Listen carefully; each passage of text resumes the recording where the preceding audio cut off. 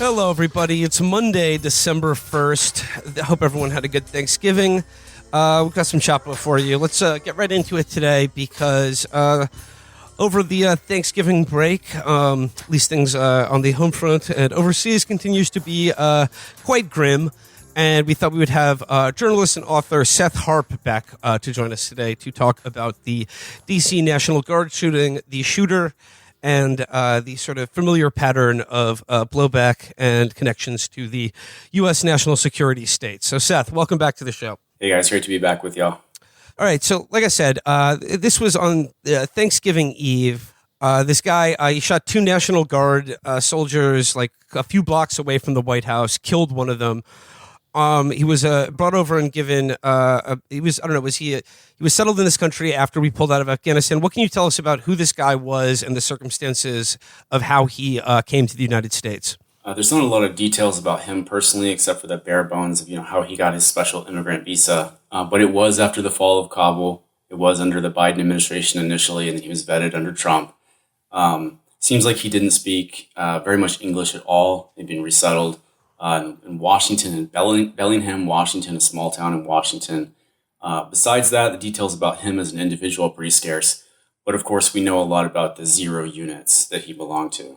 Well, yeah, I mean, like that to me is the most compelling part about this story. What do we know of these so-called 0 units that the suspect was, served in and then was granted a visa because of his involvement with? Well, I would be remiss not to recommend that folks check out the ProPublica article on the 0 units by Lindsay Billing. Really the most authoritative account that's out there of exactly what these things are. There was scarce reporting on them during the course of the war. The Intercept has also done great reporting. But essentially, it is not an exaggeration at all to describe them as CIA and JSOC death squads that were used to assassinate and murder people that U.S. intelligence believed, often wrongly, to be part of the Taliban resistance.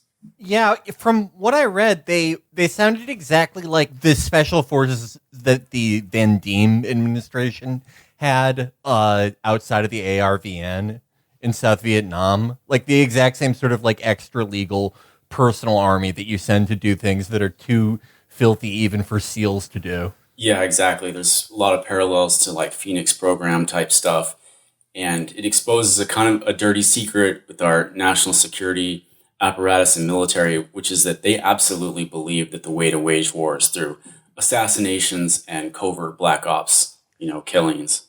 You said we don't know much about his life here in America. I mean, I just read this morning Rolling Stone has something a piece out about him that seems to imply that he was under a lot of financial pressure.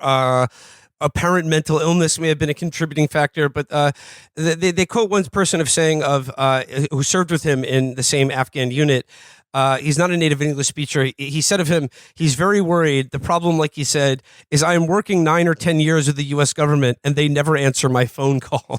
So he's basically he worked for the CIA for 10 years, then they resettled him in this country, basically left adrift, and then they won't pick up his phone call when what do you...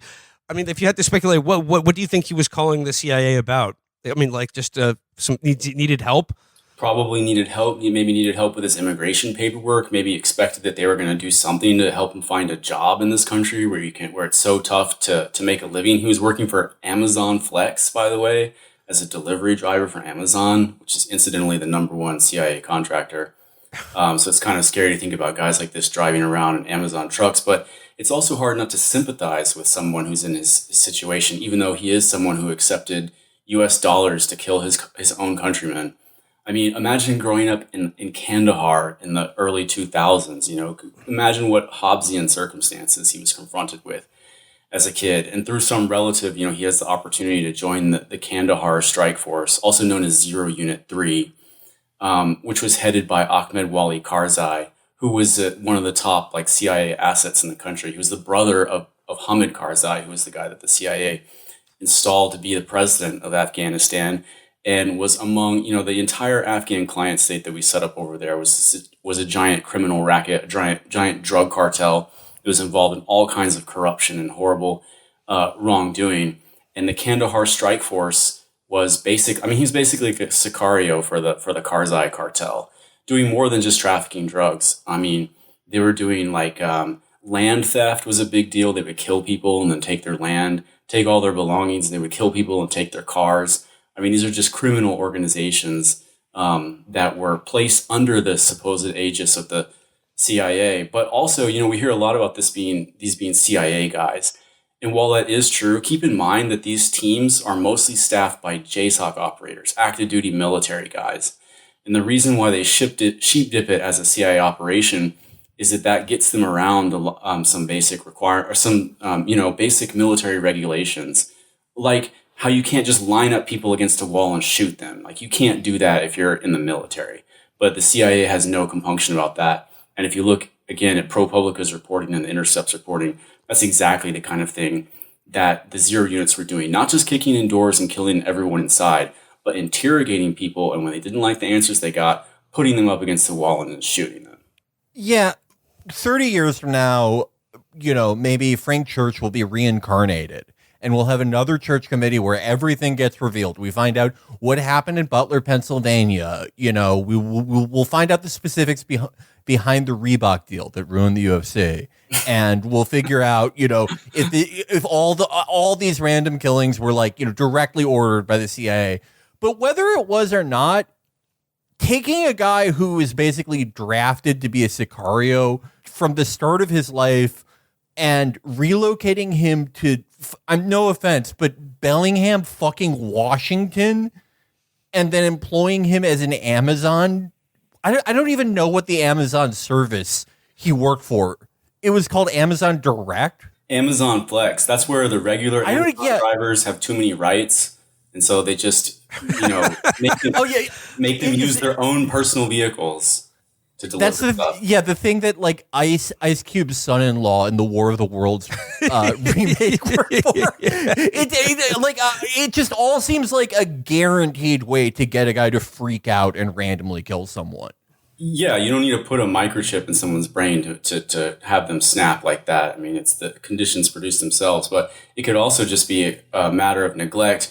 Like the guy was saying, they're not answering his phone calls. But it's kind of scary to think that there's, one thing I didn't know is that there's 10,000 of these people in the U.S., 10,000 zero-unit veterans that have been relocated to the U.S., and they're all dependent on their CIA handlers for their special immigrant status. Well, obviously, I mean, this story is already being used as fodder for Trump's immigration policies. He's saying we got to send them all back. I mean, what are the chances he's going to send back 10,000 zero-unit veterans to Afghanistan? Yeah, I don't think they're very high. Some of the posts that I was making about this, people seemed a little bit critical. It almost comes off as an anti-immigrant thing. Nothing about what I'm saying it should be conflated with immigration matters. It is a completely different kettle of fish to be, importing veterans of CIA death squads into the United States rather than, let's say, asylum cases for people that are coming from countries that have been destroyed by U.S. imperialism. They're distinct issues in my mind. Did you see any similarities between this guy, Ramanalula Lakawanal? I'm sorry, I'm a little sick right now, Seth. So the pronunciation is going to be totally off here. But I guess my point is, do you see any similarities between this character and the character from your book, The Fort Bragg Cartel, guys like Billy Levine? And can you does your analysis of this man and what he likely did in Afghanistan, does that fit with a certain pattern of American guys that you profile in your book and both their careers in the military and then their post? When they come home to the home front, what happens to their lives? Do you see a similar pattern? There's certainly a similarity. I mean, in terms of being conditioned to commit acts of violence and being exposed to lots of hardcore violence, and also the drug stuff really can't be overemphasized, especially considering the specific zero unit that this guy belonged to in Kandahar. So there are similarities there because when these people snap, they act out violently as a result of their conditioning. But, where I mostly see similarities or what I think about in this context are the Gusanos, the people that were trained, the Cubans that were trained to do the Bay of Pigs. I know it's an old reference from many years ago, but it was also a CIA army that was trained supposedly or with the intention of overthrowing Fidel Castro. But when that failed, those guys remained in Miami and in southern Florida. And for decades to come, they were used by the CIA and JSOC for all kinds of off-the-books black operations, doing terrorism and drug trafficking in Central and South America all through the 70s and 80s. And even up until the 1990s, we were still hearing things about, the right-wing Cuban terrorists. And so having 10,000 Afghans trained as zero-unit killers, that's what I think about, in this context. I mean, do you think that that's why he kept calling the CIA and wondering why they weren't picking up, ever answering his messages? Could be. I don't know. I mean, you can imagine the situation. I mean, they just think that they don't care about these guys anymore. They've moved on, but the ramifications are going to continue to manifest for years and years. So you said he was settled in Bellingham, Washington. That's on the other side of the country. He drove across the country to shoot these two people for whatever reason, like basically in front of the White House in Washington, D.C.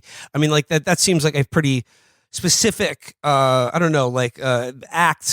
to be like, to go all the way to D.C. to do something like this. Seemed like sort of lashing out at his former handlers or, making a statement. Yeah, not knowing anything about the guy's motivations personally. I mean, you have to think it was the symbolism of Washington, D.C.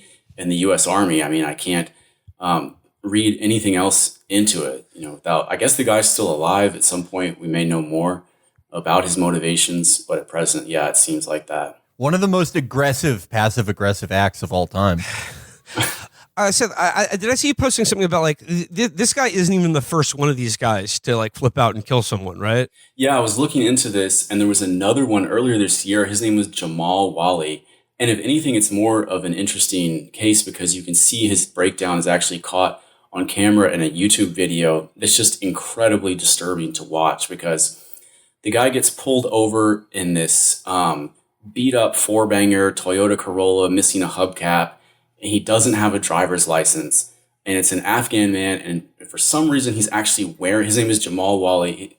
For some reason he's actually wearing his, it looks like he's wearing his sidearm on openly, like he's wearing it in the car. He definitely had ammo like on the other side of him. You can't really see.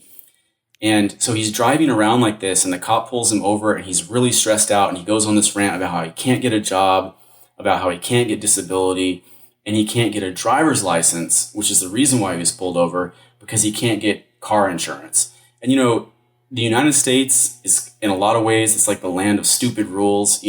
Imagine trying to navigate those type of systems like the DMV when you're an Afghan who barely speaks any English and you've had this incredibly traumatic and violent life and gone through all of this upheaval. It's just a recipe for someone to snap. And that's exactly what happened to that guy in that video.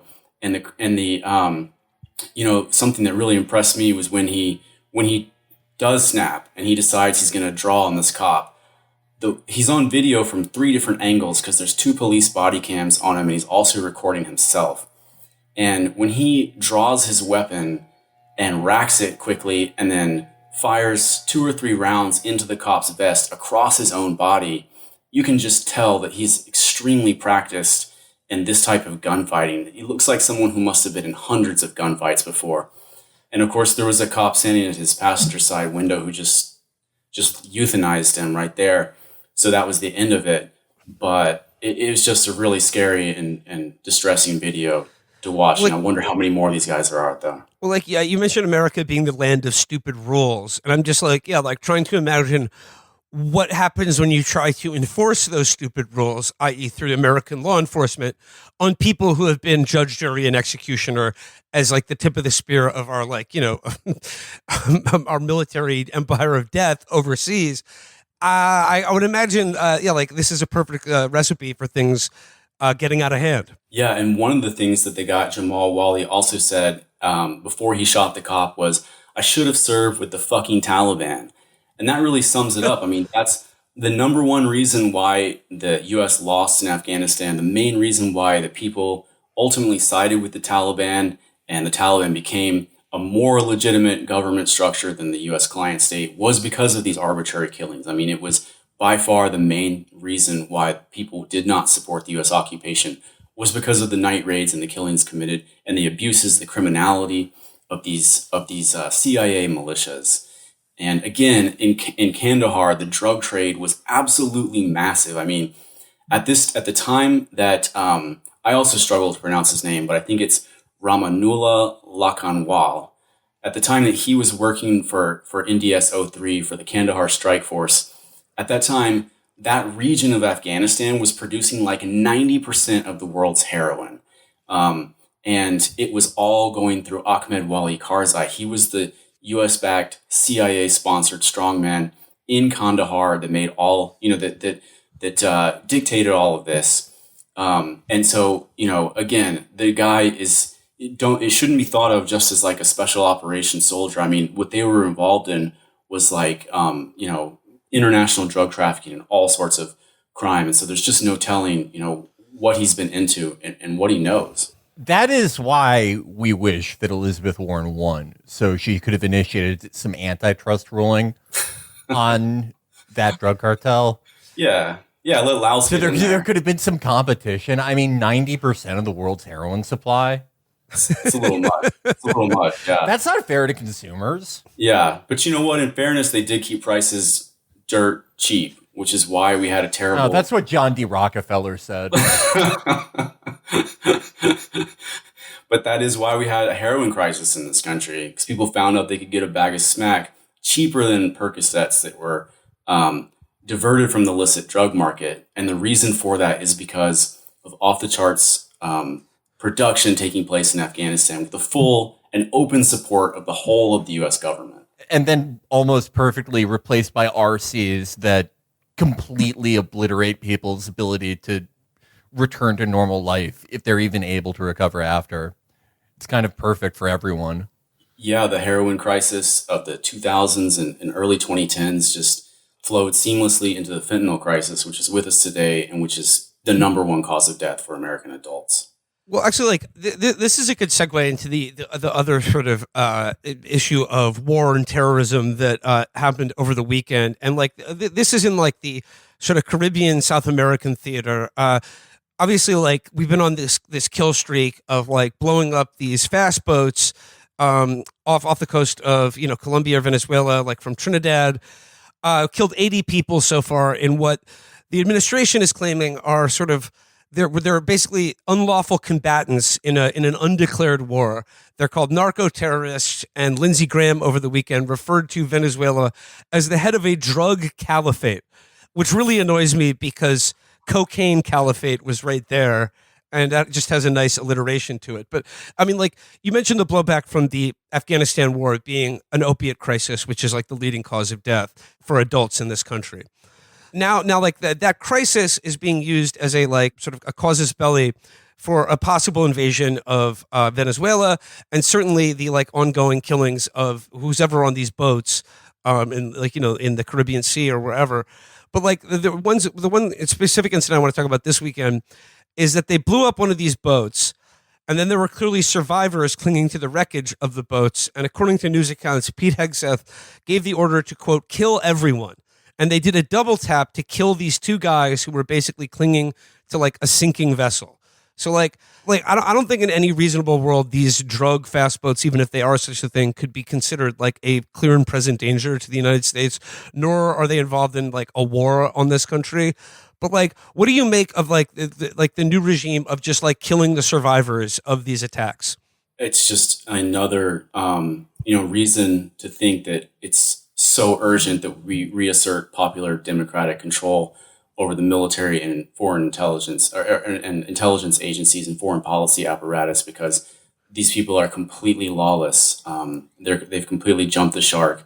You have the Secretary of Defense giving blatantly unlawful orders that he must know, unlawful under U.S. law and also international law. And the blatancy of it is so egregious that it's almost hard to know, how to respond, how to take this on as a critic of the U.S. military and foreign policy and the White House, because at the same time that they're falsely accusing the Maduro government of being a supposed cocaine cartel, they're actually letting go Juan Orlando Hernandez from prison. Who was like the cocaine kingpin of Honduras. right? Like it didn't. He was prosecuted for importing 400 tons of blow into the United States. We're at the point where we can just say for a fact that the U.S. government just openly supports the drug cartels across Latin America, the cartel governments that exist in Latin America, whether it's in Ecuador or in Colombia in the past, or in Honduras in the past, or in Mexico under the previous administrations there. The pattern is just so clear cut. Like the U.S. is the one that is sponsoring all the bad actors in the drug trade, and this stuff is just as hypocritical as it can possibly be. And that's why nobody believes it. And by the way, I don't really think they're going to invade Venezuela because that's just so insane. An undertaking of that size, a military operation of that size, do they really think what are they going to do? Land a division of infantry on Venezuela's shores? One of the biggest countries in the world with this incredibly rugged terrain of jungles and mountains, worse than Afghanistan. The terrain Yeah. is a huge country with a ton of people. I mean, the U.S. couldn't even defeat the Houthis in the Bab el-Mandeb in February. So there's just no conceivable scenario, I think, in which they actually invade Venezuela. So instead, they're going to continue to terrorize the population through sanctions and sabotage. And JSOC and the CIA are going to continue to do terrorism in Venezuela and blowing up refineries and gas plants and all this stuff that you can see them doing. And then maybe the escalation now is going to be airstrikes because they've imposed a no-fly zone, and they're probably looking for Maduro. Trump probably wants to take out Maduro through a bombing, but he's probably in a bunker in the mountains somewhere, so that's not on the table either. I think you're right about there being limited prospects for an invasion. I mean, we're always skeptical about single issue polling on this show, but it is broadly unpopular, the idea of of this specific additional forever war. And also somewhat notably, some of the remaining normal-ish Ohio Republicans are actually causing somewhat of a stink over these double and triple tap strikes with the idea of invading Venezuela. I mean, they actually have an air force. When was the last time we actually fought a country that had, jets that were of the same generation as ours? Mm-hmm. Yeah, I for that reason, I don't see it happening. There's also the case that Trump, one of the only things that constrains Trump is his own desire to not be perceived as a loser. Yeah, absolutely. Yeah. I think he knows, on a bone deep level, that he saw what Iraq did to George W. Bush, which allowed him to become president in the first place. Yeah, exactly. So I think he's had a very hesitant to get involved in any situation where there's a strong possibility that he could end up looking like a loser. But Seth, just in terms of how egregious these this murder streak that they're doing on these just blowing up boats with missiles, who are even if they are drug traffickers, if you can blow it up with a missile, you can interdict the boat and arrest and seize the drugs. And they're not even of the guys who have survived, they're not even trying to charge them. Now I know in your book you've covered a lot of really, really serious and grim atrocities carried out by the U.S. military, but at least just in terms of the official front-facing military code of conduct for the U.S. military, could you give us a sense of just how wildly out of pocket it is to officially order the execution of two guys clinging to the side of a boat? I mean, it's completely insane. And I almost words fail me. I don't know what to say because, I recently posted something that had a bunch of people mad at me because that video came out of Israeli soldiers executing two guys that were unarmed with their hands up. And I said that in 20 years of war in Iraq and Afghanistan, you never saw any videos of U.S. troops doing that. I included some caveat about how obviously the U.S. is not a model for following the laws of war. There were all sorts of horrible scandals that came out of those wars, all kinds of illegal killings that were exposed. There was Abu Ghraib, there was Haditha, the list goes on and on. Nevertheless, I do think that at the level of the squad and platoon, U.S. troops do not go out on patrol with the specific intent of just genociding people and just killing everyone that they come across. All U.S. soldiers, at least in the conventional military, are trained to distinguish between, armed threats and people that are unarmed to know the law of war, to know that people are wounded. You're not allowed to kill them. Again, I'm not saying it doesn't happen. I'm not saying that it hasn't been flouted repeatedly, but I'm sure like it does happen. But like to have the Secretary of Defense give the order to like kill wounded people in the open sea because for no reason other than, and to quote our Secretary of Defense, kill them all is fucking wild. And like a point of comparison, like the thing that I thought about when I read this story is something about my own grandfather's experience in World War II as a Navy officer. This was like one of these stories that was part of the sort of family lore. But during his service in World War II, he was on a Navy vessel that was sunk in the Atlantic by a U-boat. And the boat went down, but they were able to get, most, if not all hands into the lifeboats before it completely sunk. So there's like 300 guys in lifeboats. They just saw their whole ship go down. And then the U-boat that sunk it like surfaces right in front of them. And he said at this point, it was basically to the discretion of the U-boat commander whether they would be sent on their way or whether they would all be shot dead. Luckily, the U-boat commander basically gave them cigarettes, a compass, and pointed them towards the Caribbean. And, he lived to tell the tale. Not to give the, a Nazi U-boat commander too much credit here, but it seems like he certainly had more honor in terms of like, I don't know, of the honor of combat than our current Secretary of Defense, because it's like the mission was to sink the boat. Killing all the guys, even if at one point they're going to rejoin the war effort, just like doesn't seem within the bounds of, I don't know, whatever morality does exist in warfare. Yeah, and you're obviously not defending Nazis in saying that. It's just a fact that for the most part, when people are fighting a war with one another, they will refrain from killing someone who's unarmed or someone who's surrendered. Someone who's completely at their mercy, like imposes them no threat whatsoever.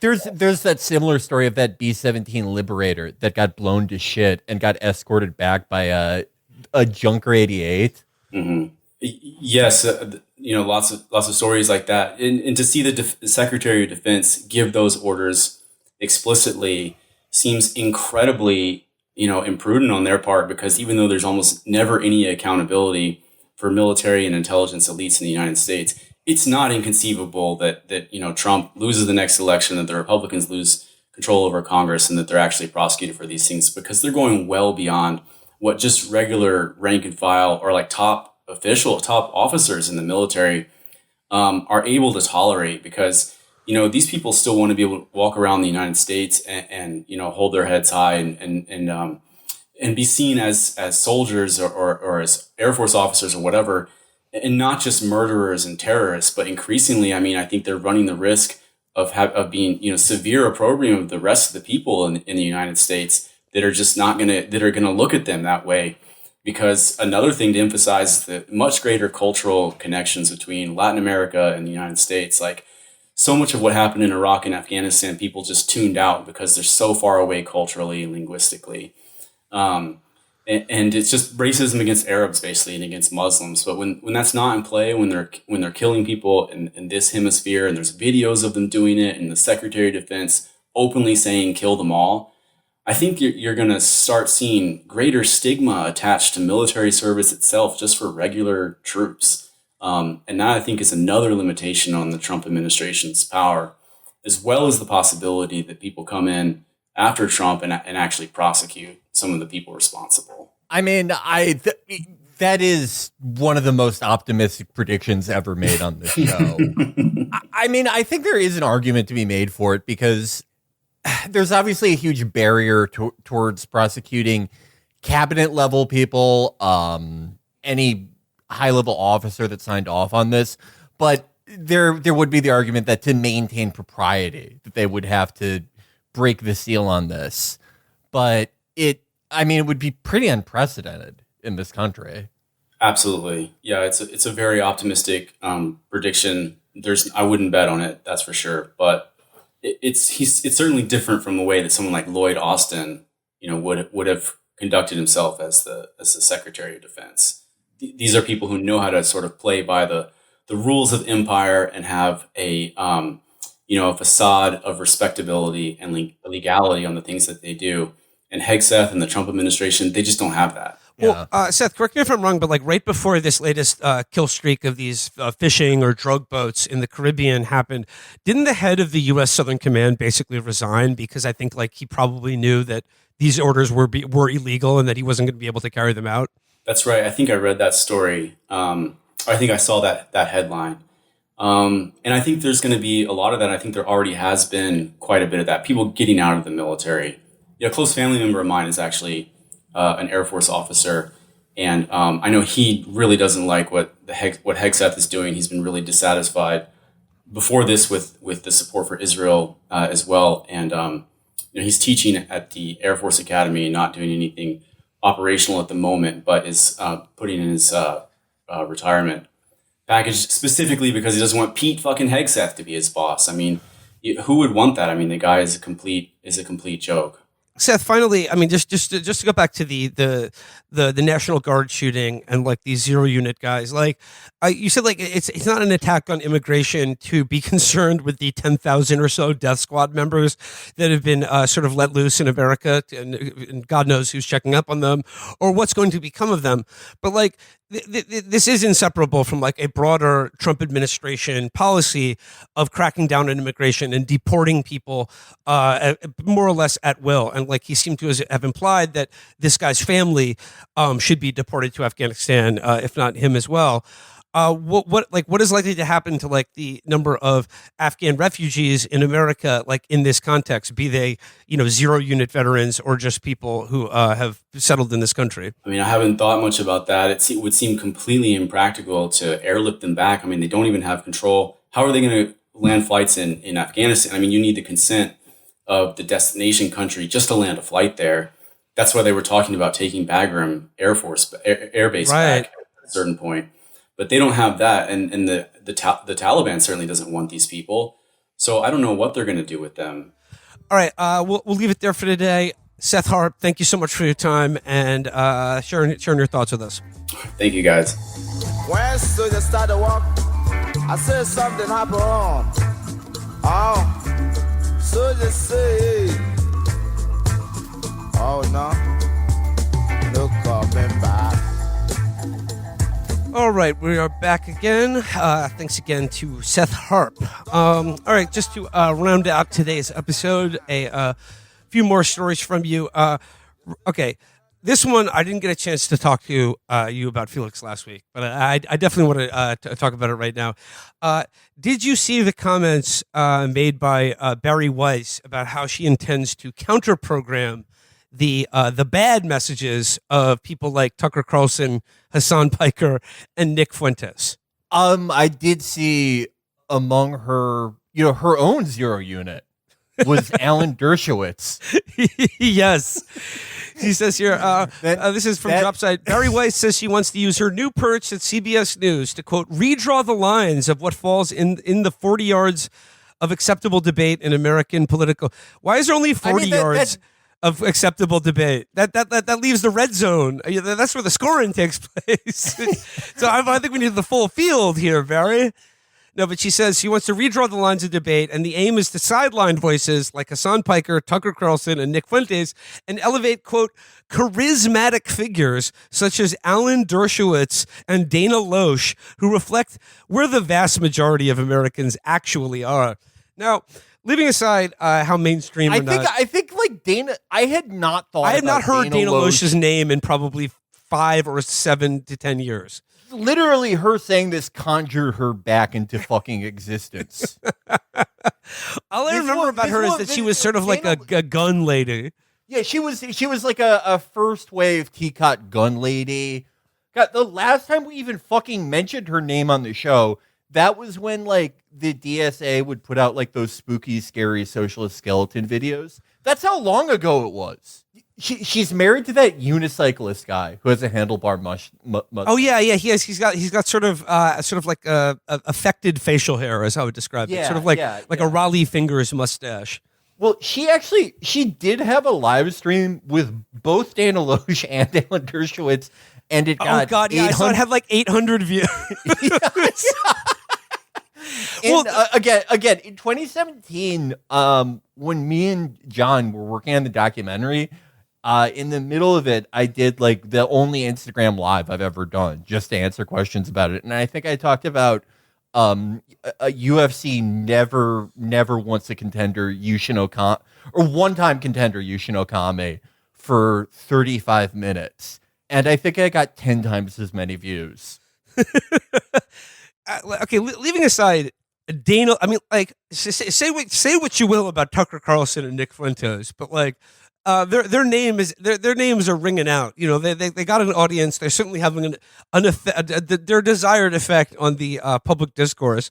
But like, counteract that with Dana fucking Loesch, who, like, by the way, like, what exactly does she disagree with between Tucker Carlson and Nick Fuentes? My guess would be Israel, and that's it. Yeah, if she has any variation in there, in what makes her point of view within the 40 yards, within the quote, the 40 yards, the middle of the field of acceptable debate in this country. It's also like, it's kind of like if the Polish government in exile in the year 1940 was like, okay, guys, we're going to retake the country. This time, more horses. We need to double the amount of cavalry officers we're sending at the Panthers. Like, they were already media figures, you fucking idiot! What were they doing before? Leaving aside the inclusion of Dana Loesch in this, I mean, I think the thing that everybody sort of immediately noticed about this statement is not that just that she's including Alan Dershowitz in her sort of A team of sort of reasonable thoughts, but that she's saying that she's called him charismatic. I think I speak for everyone on the anti-Israel, anti-Semitism side when I say, please do not put Alan Dershowitz on every. Don't put him on CBS News. Don't put him on the 30-year reunion of Everyone Loves Raymond. Do not fill CBS's programming with Alan Dershowitz every hour on the hour saying, I haven't had sex with a child outside of my family in 15 years. That would be horrible for our side. Yeah, no. I would also like to say, in terms of the Zionist briar patch that we really don't want Alan to be thrown into. I really, really think it would be terrible for the cause of Palestinian solidarity and the general anti-war sentiment in this country if Alan Dershowitz were gifted Andy Rooney's former job at 60 Minutes, where at the end of every 60 Minutes they just let him editorialize for 5 minutes about something that's bothering him or something that's upset him in the past week. Just like, please, Barry, don't do that. How come concierge ask you what age the kid is now? And, I mean, like, kind of similar to what we were talking about last week, where it was like, if I were Donald Trump, like, neck deep in this Epstein stuff, like, I wouldn't be promoting the creation of Rush Hour 4, directed by and starring people directly implicated in this. But at the same time, it's like, what is Barry thinking in terms of, like, I know she's trying to make Zionism cool again, or at least not morally reprehensible. There's got to be someone out there better than Alan Dershowitz, right? There's got to be someone out there not connected to Jeffrey Epstein who she can put out there as the charismatic face of this. Or isn't there? Or maybe there isn't. Maybe this is really all she's got. Like, the bench is not deep. I mean, Shy David No, really, that's like the only other guy I can think of. Yeah. The only guy who's younger than like 87 and doesn't have like an immediate horrifying sex scandal and doesn't have like a combined 10 years of going on TV going, wait. Do you remember when Tucker spent like a year of shows on Fox, like having Alan Dershowitz on to like talk about how he never molested anyone? Yeah. Do you think that was part of his long game? I don't know. But that was so fucking weird. How come no one's asked him about that? In addition, I know she threw in Hassan with Tucker and Nick Fuentes, but Hassan did point out that Bari's CB Weiss was actively courting him to do a debate with them. Yeah, she wanted him to debate Ben Shapiro about capitalism versus socialism. Which again, like the debate that has happened 50,000 fucking times. I guess like I'm thinking about this in light of the fact that Barry has been given the keys to the kingdom. And I'm thinking about like that, I don't know, 800 to 1,000 views on her debate between two charismatic people that young people will really respond to. Obviously, they'll like, respond. like, but I'm just thinking like this is going to be a disaster for CBS if ratings or attention is what they're after. But then again, I thought about it for a second and I was like, no, this is not the point. She's too bovine to fail. She's too bovine to fail, and it's just like even if this like just dumps all of their ratings into the fucking gutter, I don't think that's the point. I think this is like an exercise in control and a display of power that it really doesn't matter what she does, because I think it's just like they need to have her in that perch. So like they need to have someone of her age cohort telling people who are in their 70s and 80s that Israel is very well liked and popular in this country. Yeah, no, it is just like a pure show of dominance. I mean, this is another overused term that I hate now, but humiliation ritual. I mean, it seems like it's going to be a humiliation ritual for her. But whatever. Like, I mean, she's got so much money. Who cares? Like, she's only going to continue to fail upward. Where does she go after this? I think she'd be put in head of Warner Brothers and Paramount after the merger. She works for Yakub directly after this? No, I mean, like, just what is there for her after this? I guess, Yakub, the disembodied head of Edward Bronfman, same guy, maybe. I don't know. After they put Mrs. Rachel in jail, Barry will take her. Barry will take over Mrs. Rachel's YouTube channel, and she will be the new child's entertainer, and she'll have on Palestinian kids, but only to arrest them. Well, she'll do the only children's program that is explicitly about false memory syndrome.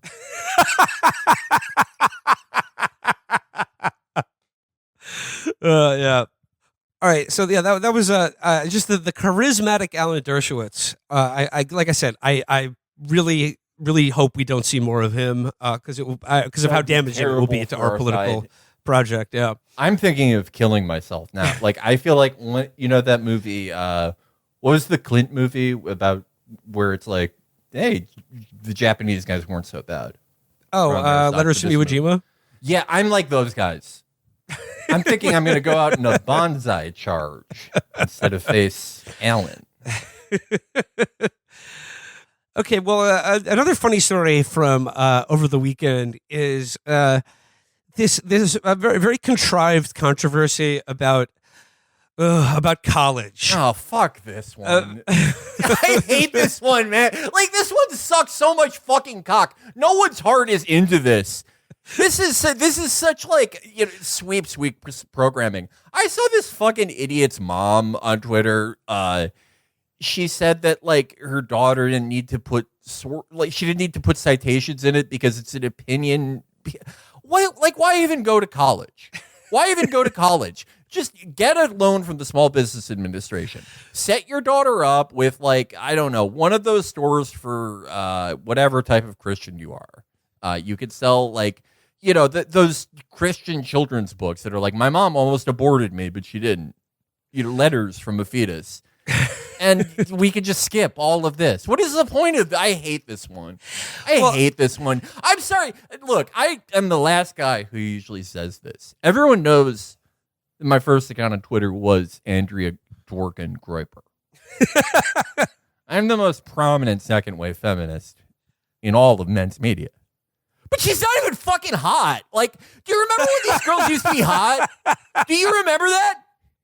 Yeah, I mean, some of them used to be hot. None of them are anymore. I remember when the IDF babes were actually hot. But, yeah, just none of them. Another thing, another mission creep. But this chick's mom is a real piece of work. You said no one's heart is in it, Felix. I think the mom's heart is very much in it. And my favorite detail about the mother. I mean, okay, in case you don't know what we're talking about, this is another TPUSA joint where basically some fucking moron got like an F on an essay at Oklahoma University, and now it's a national issue because she was asked to write an essay about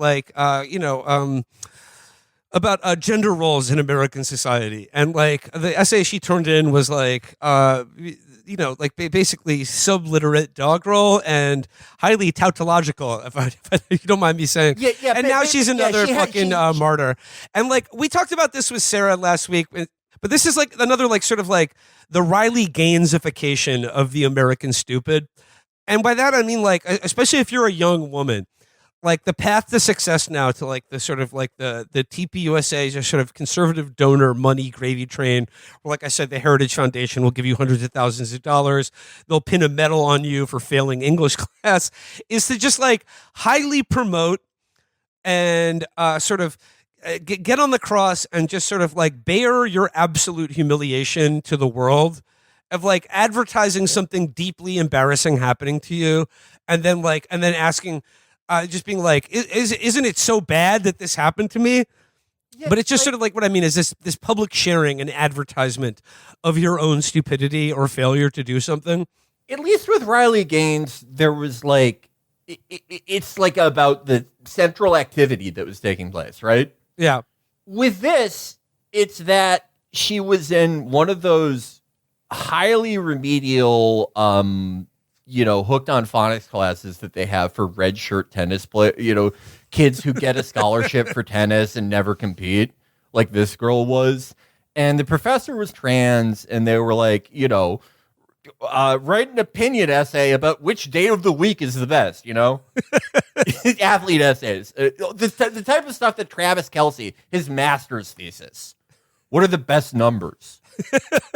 And so she set out to write it, and her essay was like, I think transgenderism is wrong because there's biology. Like, it's submental doggerel.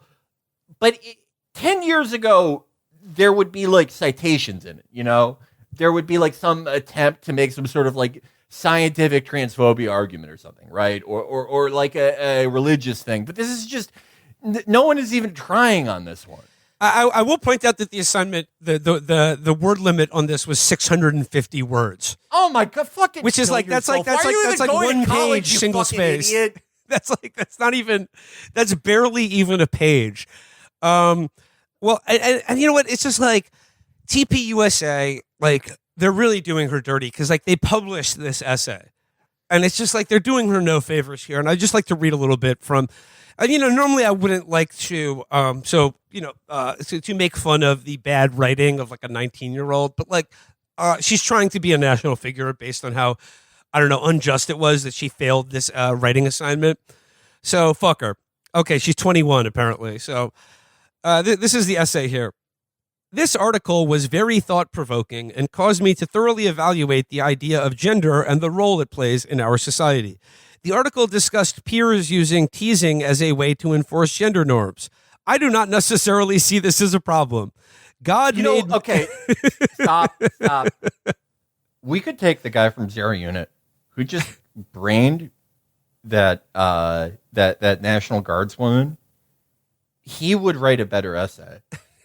I think his manic episodes where he was like apologizing Islamic to people. fundamentalists, when they quote the Quran, they can cite the fucking verse that they're talking about. They're always doing that. That guy, when that guy was like having manic episodes where he was like apologizing to people for like not feeding his kids, I'm sure it was better written. The sentences flowed better. It was just altogether better writing than this. She says here, I do not necessarily see this as a problem. God made male and female and made us differently from each other on purpose and for a purpose. Damn, is that Nuzzy's music I hear? Damn, the writing's this fire. God is very intentional with what he makes, and I believe trying to change the world would only do more harm. Well, this is the first time hearing of this. I thought he was just throwing things out there. Gender roles and tendencies should not be considered stereotypes. Women naturally want to do womanly things because God created us with those womanly desires in our hearts. The same goes for men. God created men in the image of his courage and strength, and he created women in the image of his beauty. Okay, who's that Austrian man who, like, he kept his daughter in some... Joseph Fritzl. Is this one of those situations? Like, did she not like see a word until she was 15 or something? No, I think this is just a pretty much standard American family and education to produce something like this. He intentionally created women differently than men, and we should live our lives with that in mind. It is frustrating when I read articles like this and discussion posts from my classmates of so many people trying to conform to the same mundane opinion, so they do not step on people's toes. I think that is a cowardly and insincere way to live. It is important to use the freedom of speech we have been given in this country, and I personally believe that eliminating gender in our society would be detrimental. Let's try to use speech first. Let's try to master that one first. Eliminating gender in our society would be detrimental as it pulls us farther from God's original plan for humans. It is perfectly normal for kids to follow gender stereotypes because that is how God made us. The reason so many girls want to feel womanly and care for others in a motherly way is not because they feel pressured to fit into social norms. It is because God created and chose them to reflect his beauty and his compassion in that way. In Genesis, God says that it is not good for man to be alone, so he created a helper for man, which is a woman. Okay. I wait a second. I said I incorrectly said she didn't cite any of her sources here, but in fact, she is citing Genesis right now. I hate to bring up Andrea Dworkin a second time, but if she went to she went to prison, like Mike Tyson, like during her prime, she went to prison for 2 years, and they were like, okay, like, Don King's still promoting her, but we have to give her a tune-up fight. This would be like the Glass Joe to put her up against. Tomato can. They feed Andrea Dworkin for her tune-up fight on her way back to the belt. Well, I mean, I'm not a college professor, but aside from the quality of the writing, the quality of the argument, like I said, is highly tautological, I believe. And that is you're sort of saying something is true because it's already true. It's circular reasoning here. Like, she's not really doing much to present a case outside saying God made it this way. Well, I think you could present that argument to her once she takes shapes next year. I mean, it's just like, do you remember the fucking, not Marine Todd, but the thing that Marine Todd was based off of, like the Marine who knocks out the college professor? Yeah. You know what? That had a setup. It had pacing. It had payoff. It had suspense. That was just a decade ago. Look how much worse things have gotten. Look how Marine Todd was just a thing passed around by cat turd type people. And it was so much better written than this. She goes on, many people assume the word helper in this context to be condescending and offensive to women. However, the original word in Hebrew is Azar Kenegdo, and that directly translates to helper equal to. Additionally, God describes himself in the Bible using Azar Kenegdo, or helper, and he describes his Holy Spirit as our helper as well. This shows the importance God places in the role of the helper, women's roles. God does not view women as less significant than men. He created us with such intentionality and care. He made women in his image of being a helper and in the image of his beauty. If leaning into that role means I am following gender stereotypes, then I'm happy to be following a stereotype that aligns with the gifts and abilities God gave me as a woman. This is what I mean. This is just redundant. It's just you're stating something and then stating it again, like it's advancing the argument. This is Coco the gorilla. Like, what the fuck is this? Yeah, she signed this entire essay to her handlers. But Felix, I was thinking about you, and honestly, this girl's mom is a piece of work. Oh my god, yeah, she is conservative movement stage mom, yeah, exactly, conservative movement stage mom, and she is Felix, you talked about this type on the show so many times before, local politician who is in several unresolved legal disputes with the own city government that she serves in, suing the chief of police. Also, there's some question about the legality of her initial run for office. But out of all the details about the mother, whose name is Christy Folnecki,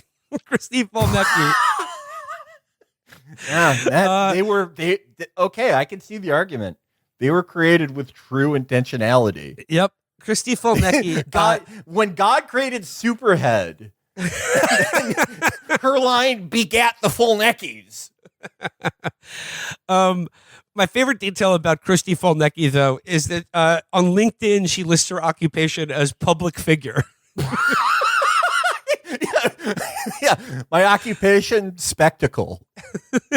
Nuisance. Listen to that. Christy Fulnecki was not eligible to run for Springfield City Council or take the oath of office when she was elected last year. A report written by a city-hired attorney has concluded. Due to her failure to obtain and pay for a city business license for 7 straight years, Fulnecki clearly could have been removed from the April 2015 municipal election ballot if an opponent had challenged her eligibility in court. She's also an attorney who has represented January 6th defendants. So these guys, she's holding their hand while they're walking out of prison, and with their free hand, they're typing "naked baby" on their iPad, right out of the halfway house. I don't know why I didn't put 2 and 2 together. Springfield, Missouri. If Missouri can ever have a royal family, it should be the Fulneckis. Absolutely. These are the destined rulers of that piece of shit state. Put them in charge, Meiji restoration type thing, and then whatever the 3-stage thermonuclear warhead that the U.S. tested but never deployed during the Cold War, drop it on the state. Also, other highlights. Threatening citizens with legal action because they talked bad about her on Facebook. This is I love her. Facebook comment. Give me a break. Yeah, this is her replying to one of her critics. Yes, I need your name. I honestly don't mind pages that disagree with me. Just those that pose as me and create a likelihood of confusion, as you did with your news leader comments pretending to be me. Trademark and copyright infringement, defamation. Need your name and where I can serve process. Do you have an attorney? That is one of the most common crimes in the country, unfortunately. Yeah. People pretending to be Christy Fulnecki. It's really unfortunate. But once again, the story, Christy Fulnecki, the Fulnecki family line, her subliterate daughter going to a. And by the way, Oklahoma University has already fired the teacher. I don't know if they fired the teacher, but they're putting it all under review, and they're like, we very much apologize for this, and they're treating it like a matter of freedom of speech and freedom of religion rather than just an inability to write or advance an argument. 10 years ago, this would be a scandal because they'd be like, you let a feral child into your university because she's kind of good at tennis. You let this illiterate dumbass in. What are you doing? I just wanted to add that in the essay, the daughter says, quote, society is pushing the lie that there are multiple genders. Which means I don't think she passed. What? I don't think she passed the numbers course. She couldn't get past 1. There is only one gender, and it's the gender God created for all of us. And here is the word in Hebrew. Oh my fucking God. Felix, what I mean is this is indicative of, like I said, a sort of the evolution and sort of the American stupid, and I really feel like that there is a core population in this country that is just getting more feral and more stupid and correspondingly being given more and more and more power over the lives of everyone else, or not if not even the lives over the power over other people's lives, it's power to just continue to be wrong and stupid and fuck things up all the time. And if you notice it or point it out, then they scream at you and it becomes your problem. And what I mean here is there seems not to be if MAGA or the Trump movement stands for anything, it's for, I don't know, creating a new kind of, I don't know, a special protected class of feral American stupids where it's they're an endangered species. If you interfere with them or molest their natural habitat or a park in their parking spot, then or like Yeah. make noise near them or something, like they're a migratory bird or something. That like, yeah, like no, like if you give one of the idiots a bad grade on their homework assignment, then it becomes a national issue. Then you will be brought to heel by sort of the stupid park rangers who will prosecute you for. You know what it's like? You know those low-ranking samurai that they would get their new swords, right? And these were like the minor nobility samurai. They were at the lowest rungs of the white-collar samurai professions, like tax collector, right? They weren't. No one in their family was a field marshal, but they would get their kicks by getting their sword and going out and just like attacking a random traveler to see, how good the sword. Just was. testing his blade by trying to like just behead some random. That is what this American stupid is. They are just these are the lowest of the aristocratic samurai class going out into the world and just jamming just poking your eyes, gouging your eyes out with their stupid thick thumbs. Going, read my essay. Well, I guess don't you agree that God invented the sun?